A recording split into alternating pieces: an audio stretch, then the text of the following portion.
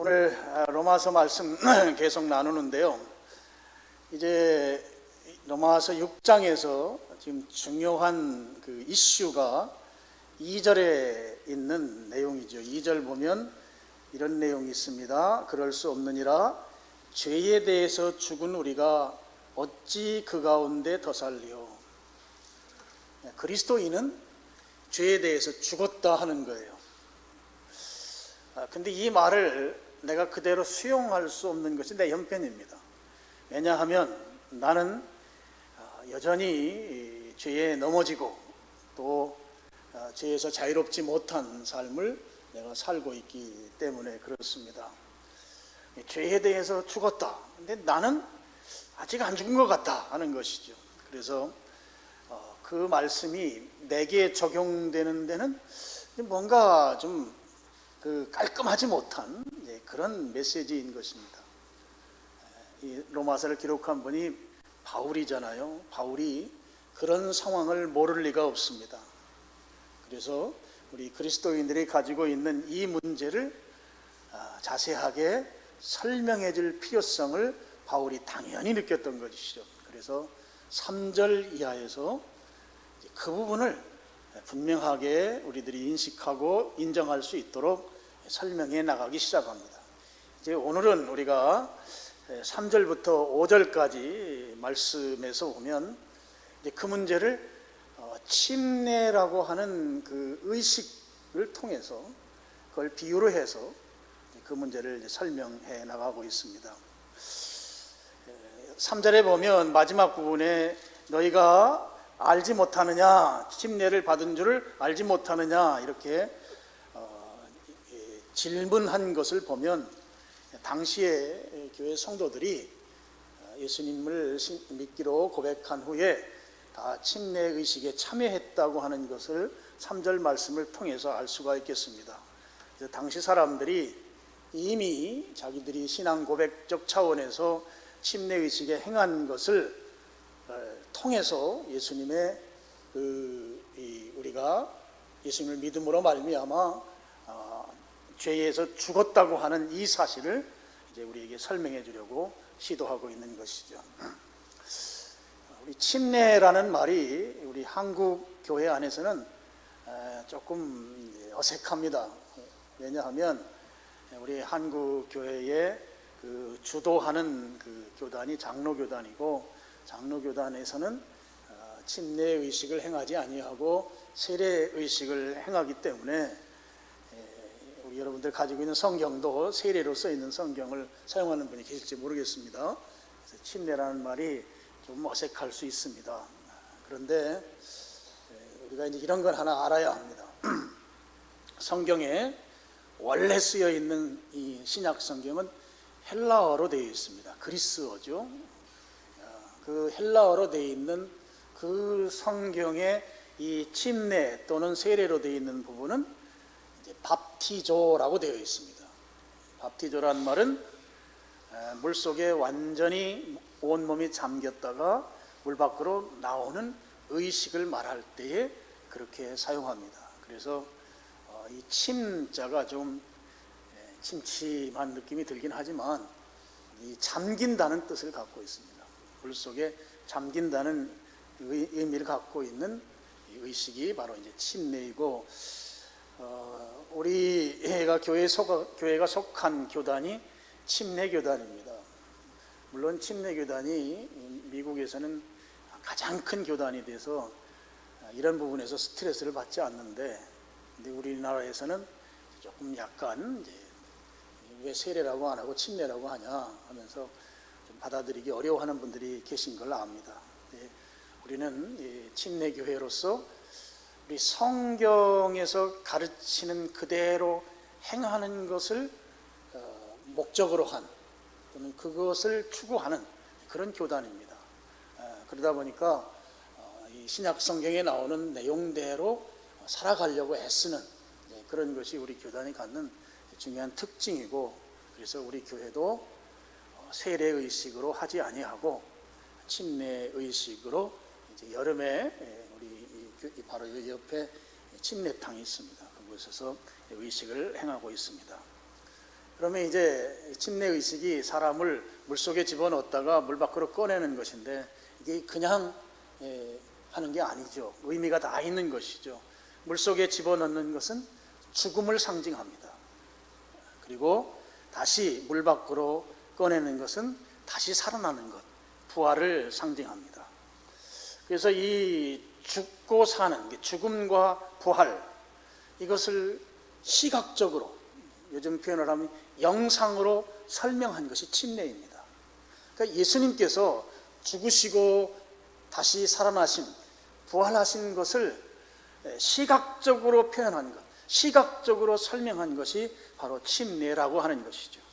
예수님께서 그래서 침례 요한으로부터 요단강에서 침례를 받았어요.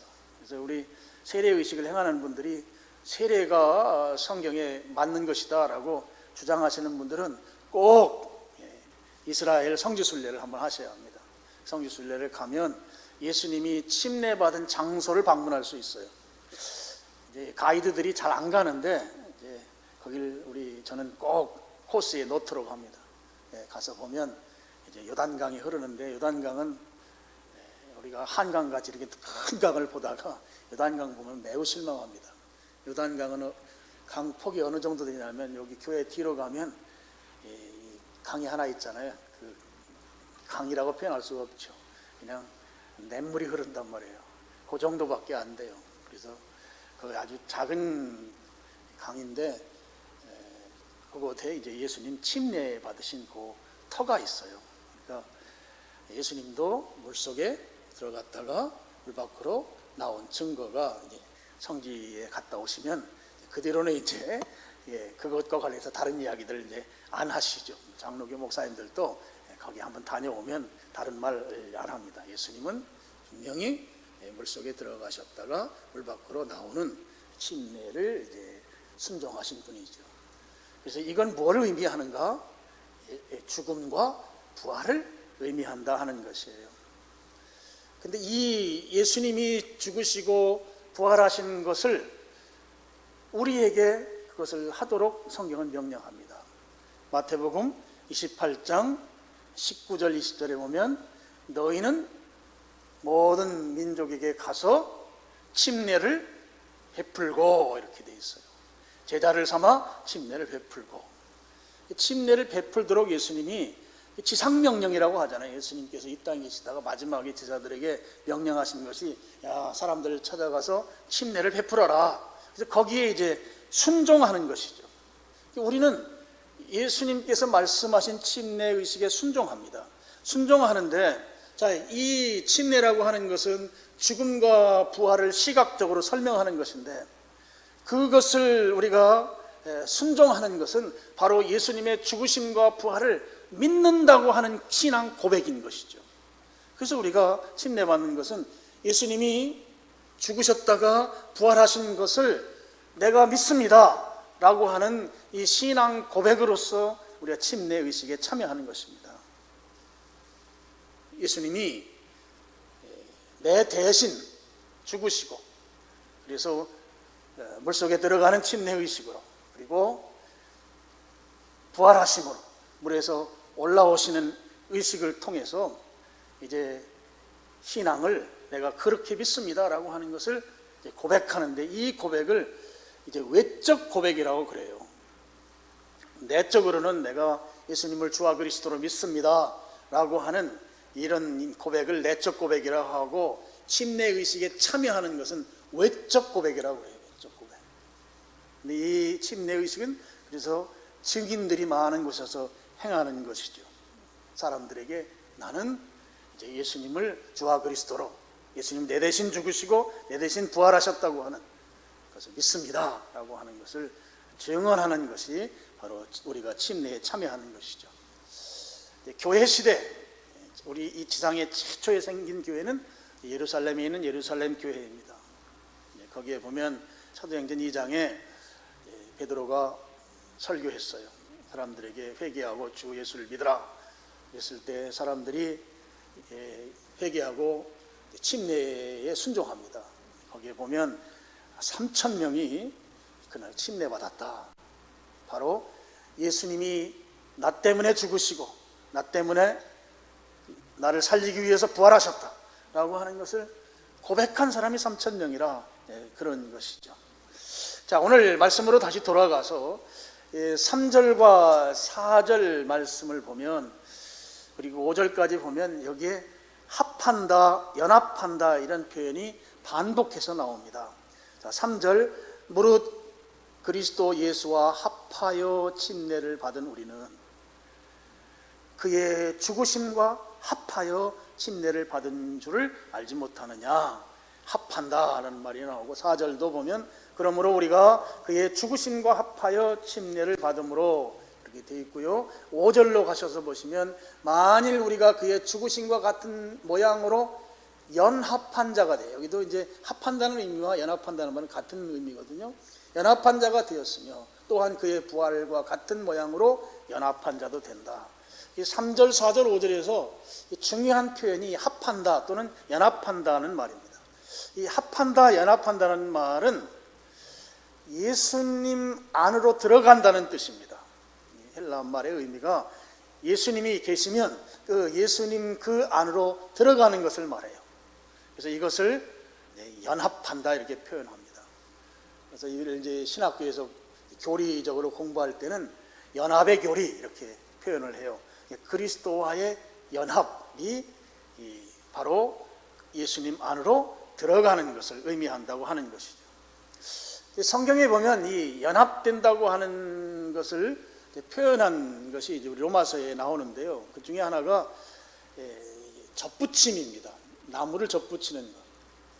그래서 이 성경에 보면 참 감람나무가 있고 돌 감람나무가 있는데, 참 감람나무를 줄기로 하고 돌 감람나무를 거기에 젖붙이면 이 나중에 열리는 그 감람 열매가 참 감람 열매를 맺게 되는 것이죠.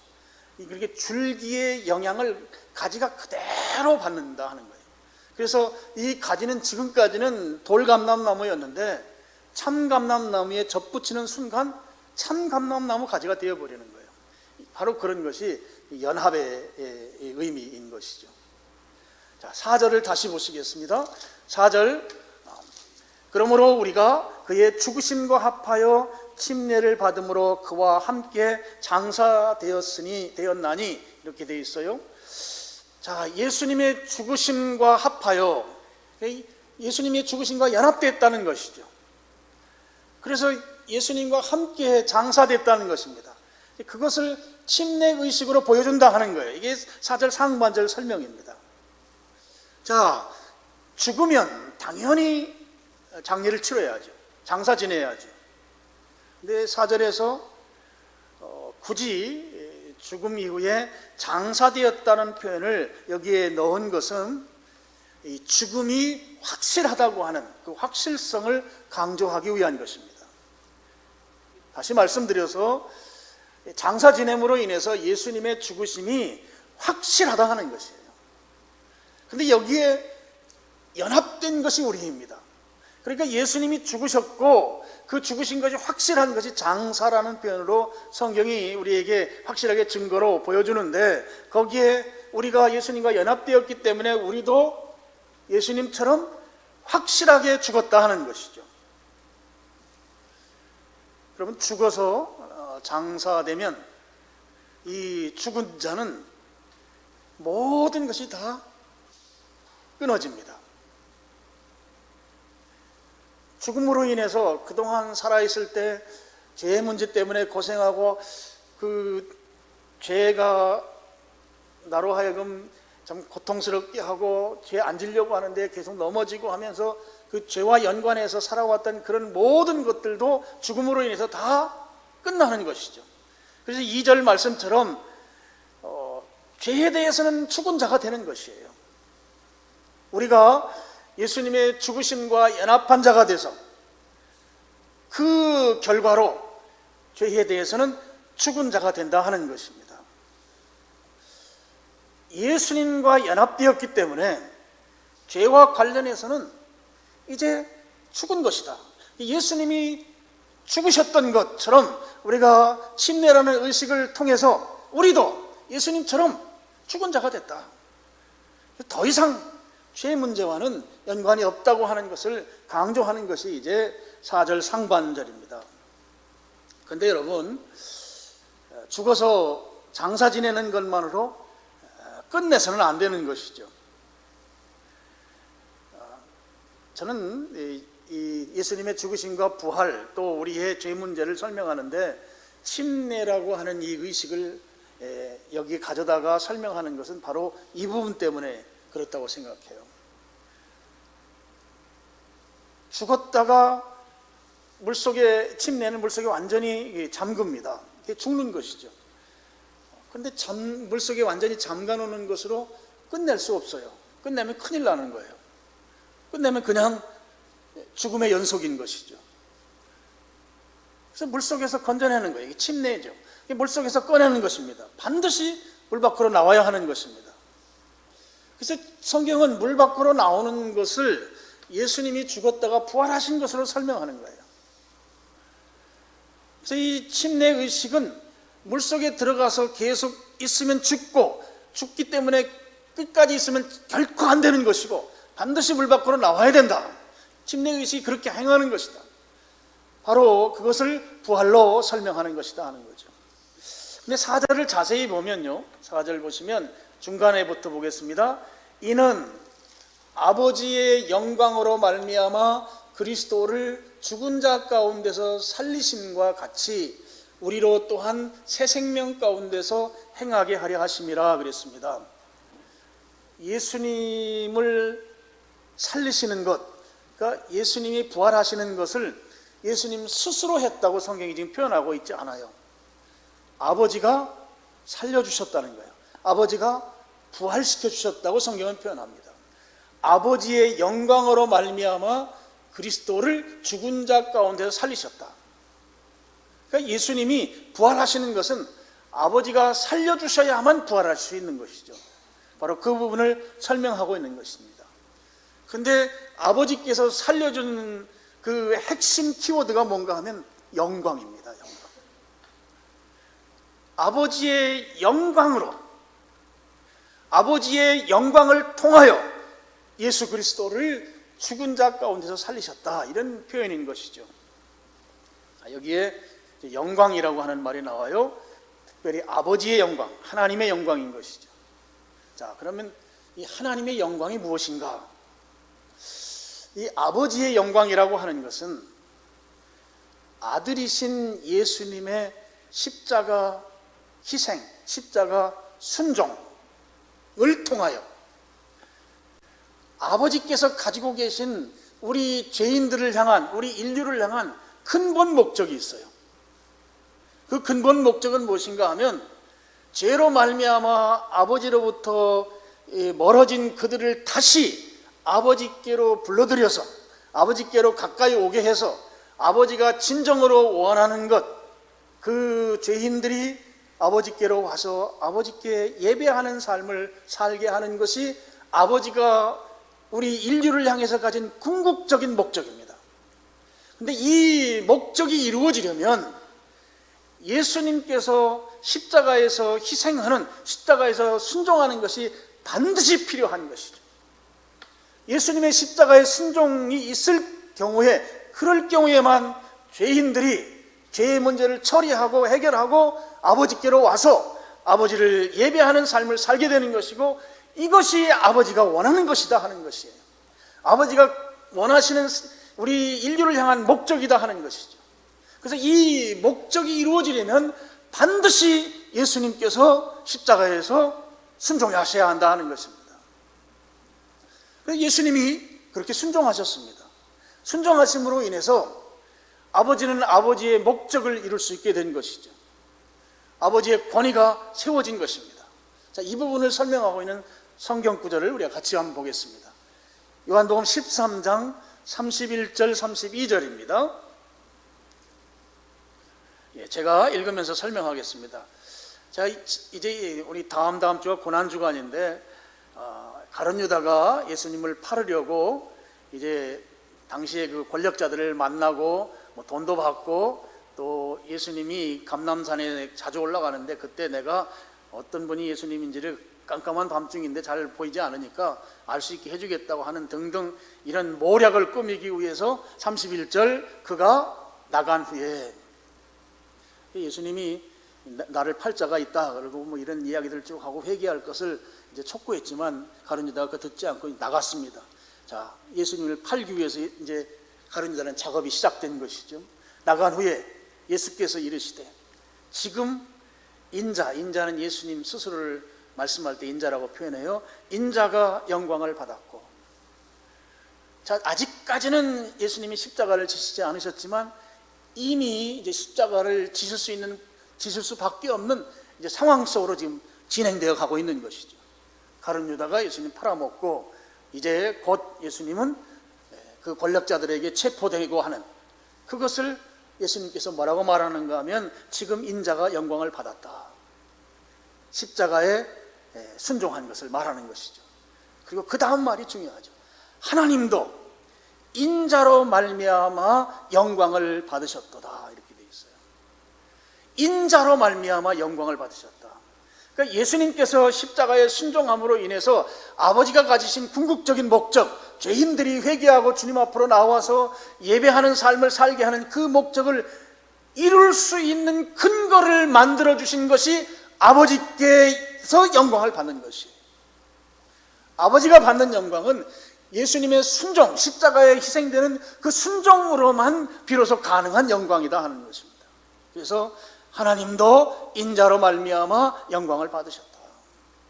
그렇게 성경에 표현하고 있는 것이죠. 32절 만일 하나님이 그로 말미암아 영광을 받으셨으면 하나님도 자기로 말미암아 그에게 영광을 주시리니 곧 즉시 주시리라 그랬어요. 자, 이 말씀도 굉장히 중요하죠. 자, 예수님의 순종으로 인해서 아버지가 영광을 받으셨습니다. 그 영광을 받으신 아버지께서 아들의 순종을 놓고 그냥 두실 수가 없으셔서 아들에게 인자에게 영광을 주신다 그랬을 때 이 마지막에 나오는 이 영광은 예수님의 부활인 것이죠. 그래서 예수님이 십자가에서 죽으신 그 상태로 그냥 두시지 아니하시고 원래 예수님이 가졌던 그 자리로 회복시키는 것이 바로 인자에게 영광을 주시는 것이에요. 그건 바로 부활인 것입니다. 아버지의 영광은 결국 아버지의 권위를 세워주신 아버지의 목적을 이룰 수 있도록 국권을 가질 수 있도록 만들어주신 그 예수님을 부활시키는 것이 아버지께서 받으시는 영광이 된다 하는 것이고 그 영광으로 아들에게 또 영광을 주신 것이다. 이렇게 성경이 표현하고 있다 하는 것입니다. 그렇게 아버지 하나님께서 영광으로 아들 예수님을 영광스럽게 회복시키셨습니다. 부활시키신 것이죠. 그래서 오늘 성경은 그 부분을 이제 4절에 지적하고 있는 것입니다. 자, 그런데 우리 문제로 와야 되잖아요. 우리는 그리스도와 연합된 존재입니다. 자, 예수님이 침례처럼 물속에 잠기듯이 죽으셨습니다. 십자가에 죽으신 것이죠. 그리고 그대로 두시지 않고 하나님께서 영광으로 아들을 살리셨습니다. 부활하셨습니다. 근데 우리는 아들 예수님과 연합된 존재란 말이죠. 근데 우리는 예수님과 똑같이 십자가에 달리지 않아도 되는 것이에요. 연합된 존재로서. 그리고 우리는 예수님은 십자가에 죽었지만 우리는 연합된 존재로서 우리는 죽지 않아도 되는 그런 은혜를 입은 존재가 되는 것이에요. 이게 부활도 예수님은 부활하셨지만 우리는 죽지 않았기 때문에 예수님이 주신 그 부활의 은혜를 우리가 그대로 누리기만 하는 되는 존재가 되는 것입니다. 이것이 바로 연합이라는 표현이에요. 그래서 4절 마지막 부분에 보시면 그리스도를 죽은 자 가운데서 살리심과 같이 우리로 또한 새 생명 가운데서 행하게 하려 함이라. 행한다는 말은 살게 한다는 말입니다. 예수님이 부활하심으로 말미암아 예수님의 생명을 우리에게 주셔서, 그 생명은 우리에게는 새 생명입니다. 새 생명을 주셔서 그 새 생명으로 죽지 않고 살게 되는 은혜를 입었다 하는 것이에요. 그렇게 살게 된 은혜를 입은 것은 예수님과 우리가 연합되어 있기 때문에 그 은혜를 우리가 받게 된다 하는 것입니다. 여러분, 이 새 생명이라고 하는 말, 이것은 예수님의 생명이에요. 하나님께서 영광으로 예수님을 부활시키셔서 죽지 않는 생명, 그 생명이 우리에게 주어졌고 우리는 그 생명으로 사는 존재가 되어야 한다는 것이죠. 제가 로마서 말씀드리면서 자주 말씀드리지만 이 생명이라는 말이 우리 한국말은 하나밖에 없잖아요. 생명. 근데 헬란말, 이 성경에 쓰인 헬란말은 두 가지 종류로 분류해서 우리로 하여금 이해하기 쉽도록 이렇게 해주고 있습니다. 그래서 예수님이 가졌던 그 생명, 그 생명은 죽지 않는 생명, 영원한 생명, 그 생명을 헬란말로는 조에라고 불러요. 조에. 근데 옛 생명, 사람이 태어나서 죽을 때까지 있는 그 생명, 그 생명은 바이오스라고 그래요. 헬란말은 이렇게 분류해놔서 이해하기가 쉬워요.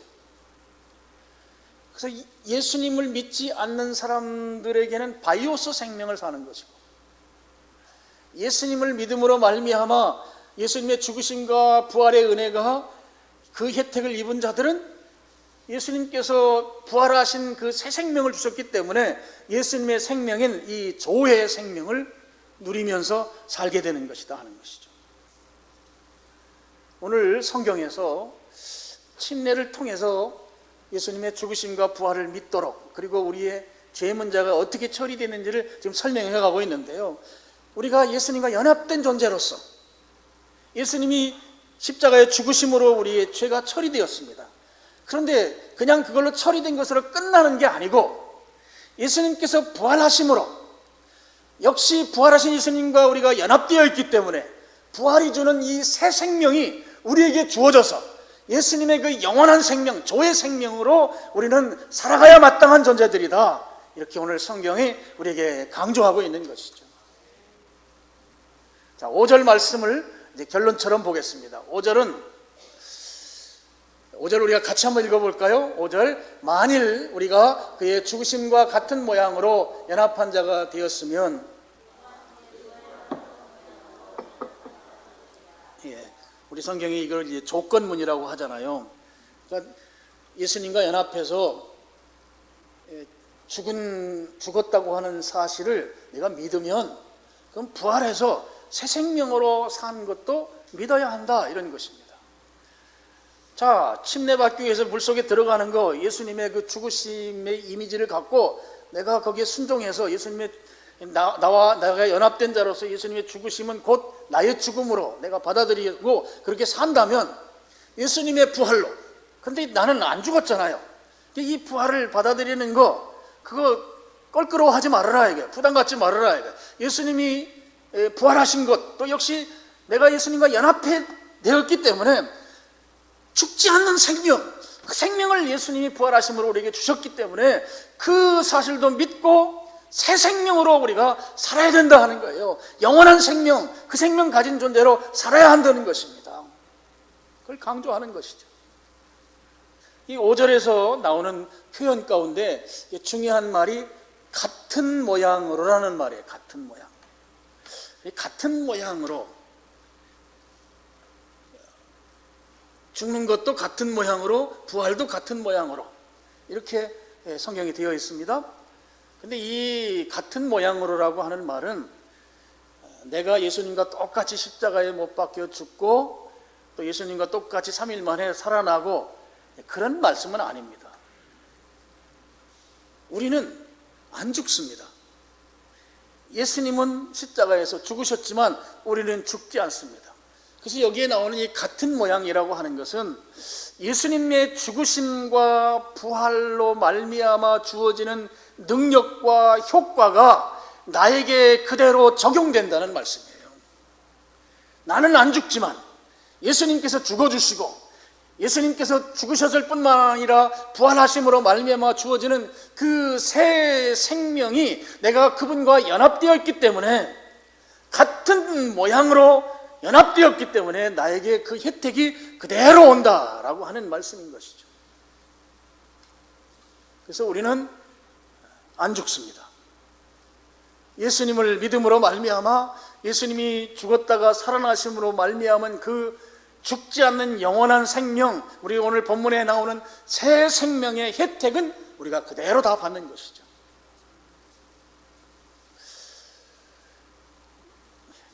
로마서를 말씀을 나누면서 이제 어렵다는 말씀을 많이 하세요. 근데 이제 로마서 그 전반부는 좀 어렵습니다. 어렵지만 이게 우리의 신앙의 뼈대와 되는 굉장히 중요한 말씀들이 로마서에 있어요.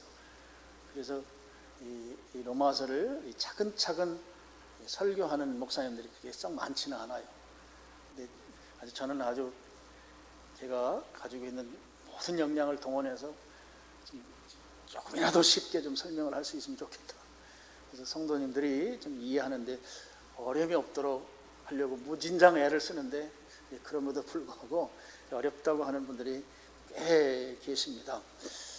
여러분, 우리는 예수님에게 접붙임되어서 연합한 자입니다.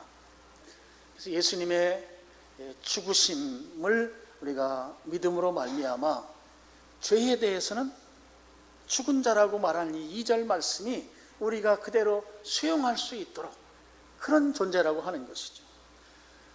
그런데 그것으로 그냥 끝나는 게 아니고 부활하셨단 말이에요. 예수님이 죽는 것, 예수님이 죽으심으로 우리의 죄 문제도 해결했지만 그걸로 끝나지 아니고 예수님이 부활하셔서 예수님께서 영원히 죽지 않는 새 생명을 우리에게 주셨습니다.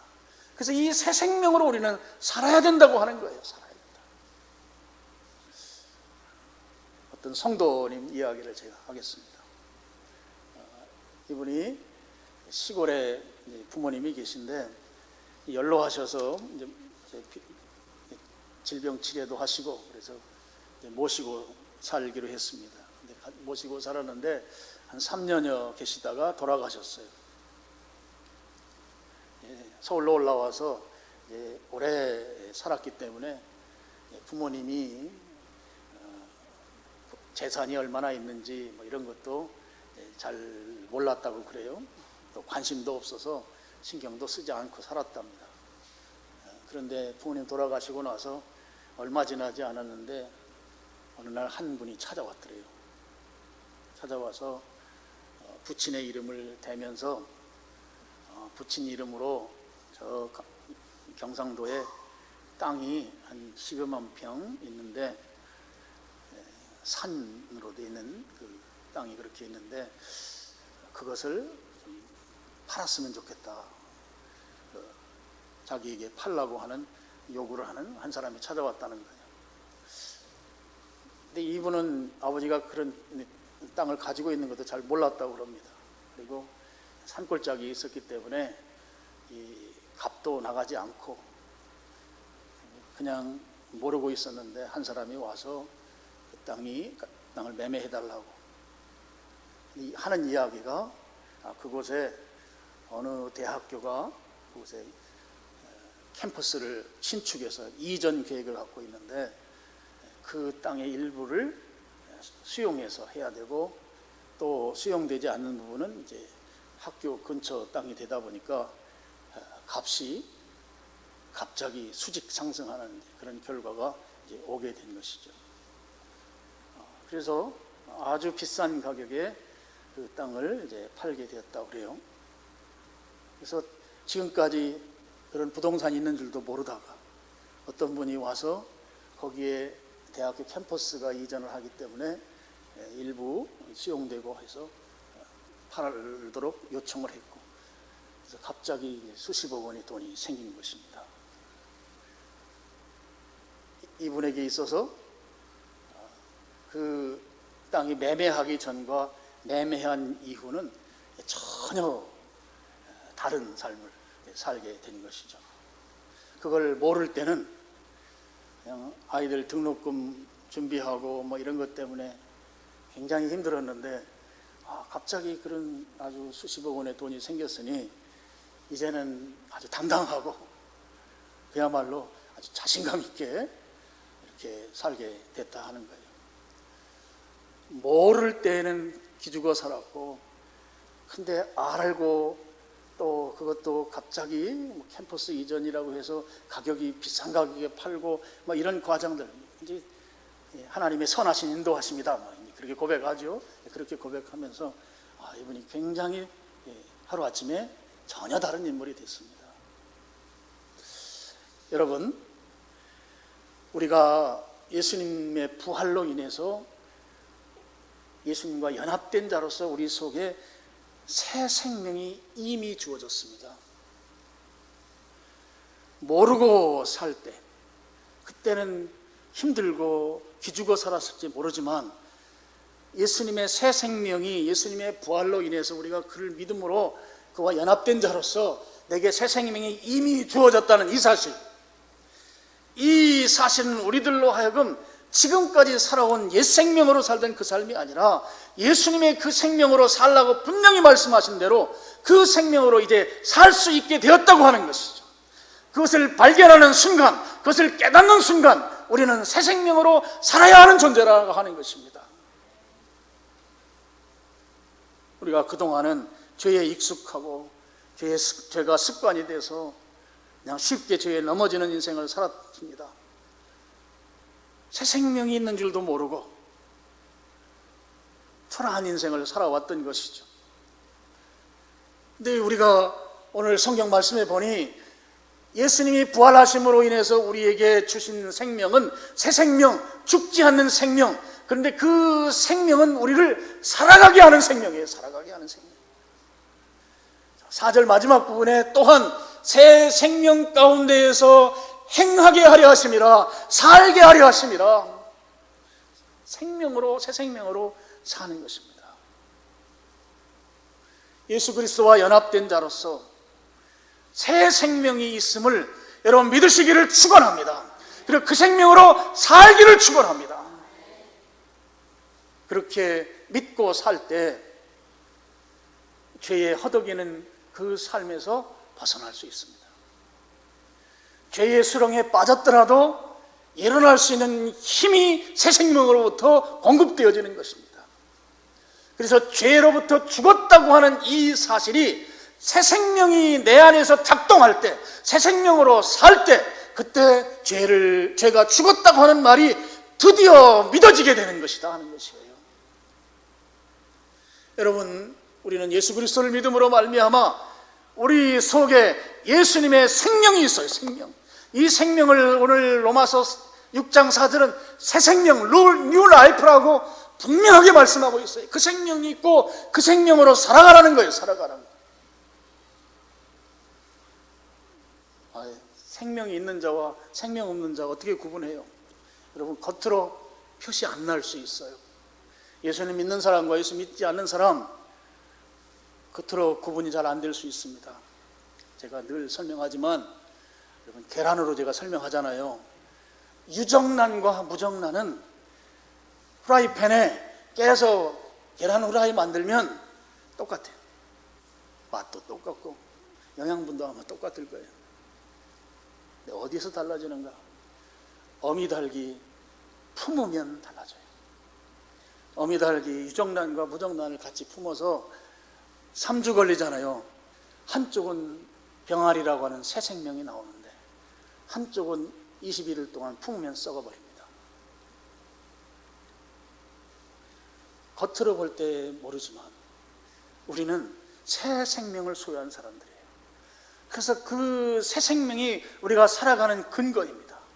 그래서 여러분, 우리가 새 생명을 가진 존재로서 정말 당당하고 담대하게 살아야 되는 것이에요.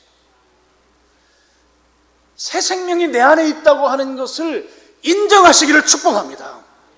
인정하는 데서부터 출발하는 거예요. 인정하는 데서부터. 나는 새 생명을 소유한 자다 하는 거예요. 소유한 자다. 인정하고 그 생명은 예수님의 생명인 것을 믿고 그 생명을 근거로 해서 당당하게 살아갈 때 겉으로는 유정란과 무정란이 표가 안 나지만 시간이 지나면 새 생명을 가진 자는 죄를 이기고 죄로부터 주님께로 가까이 향해 나아가고 예배를 사랑하고 죄 짓는 것이 싫어지고, 그래서 죄로부터 죽은 자가 되는 이 사실을 본인이 확인하고 삶이 증거한다는 것이죠. 오늘 2부 예배에 참여한 여러분은 예수님께서 부활하심으로 주신 새 생명을 소유했다고 하는 것을 인정하기를 축원합니다. 여러분, 새 생명을 가진 존재입니다. 새 생명을 가진 존재로서 우리의 삶을 자신감 있게 살아가길 바라요. 자신감 있게. 그러면 자신감 있게 살 수 있도록 하나님께서 모든 에너지, 모든 능력을 우리에게 심어주셔서 죄 때문에 고민하고 근심하고 자기 스스로에 대해서 학대하고 이런 삶에서 능히 벗어날 수 있습니다. 오늘 새 생명을 가진 존재라고 하는 이 믿음의 당당함이 여러분 속에 있어서 모두가 다 그 새 생명을 가진 자로서 담대하게 승리자로서 살아갈 수 있기를 주님의 이름으로 축원합니다. 기도하겠습니다. 아버지 하나님,